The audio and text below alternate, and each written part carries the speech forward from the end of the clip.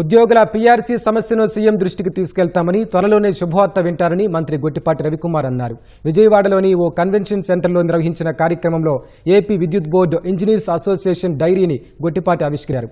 విద్యుత్ శాఖ ఉద్యోగులు ప్రాణాలను పణంగా పెట్టి విధులు నిర్వహిస్తారని మంత్రి చెప్పారు. విజయవాడ వరదల సమయంలో ఉద్యోగుల సేవలు అభినందనీయమని కొనియాడారు.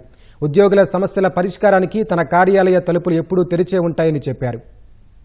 పీఆర్సీకి సంబంధించిన సమస్య దాదాపు 2019 నుంచి ఉందని చెప్పి చెప్పడం జరిగింది. ఖచ్చితంగా అది వివిధ దశల్లో కూడా దీని గురించి నేను కానీ మన ఇప్పుడు ప్రస్తుత సిఎస్ గారు కూడా 2-3 సార్లు ప్రస్తావించుకోవడం కూడా జరిగింది.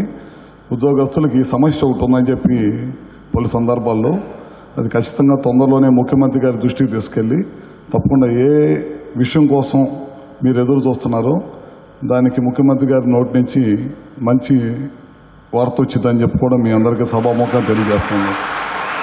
నేను కూడా ఎందుకు అంత నమ్మకంగా చెప్పగలుగుతున్నా అంటే ఇక్కడికి వచ్చిన తర్వాత 2014లో కానీ 2018లో కానీ పలు సందర్భాల్లో ఉద్యోగస్తులకు సంబంధించిన సమస్యలో నారా చంద్రబాబు నాయుడు గారే ఈ పీఆర్సీకి పలు సందర్భాల్లో 14లో 18లో ఇందాక మనం సంఘానికి సంబంధించిన పెద్దలందరూ కూడా చెప్తున్నారు కాబట్టి ఖచ్చితంగా రాబోయే రోజుల్లో మంచిది ఉంటుంది.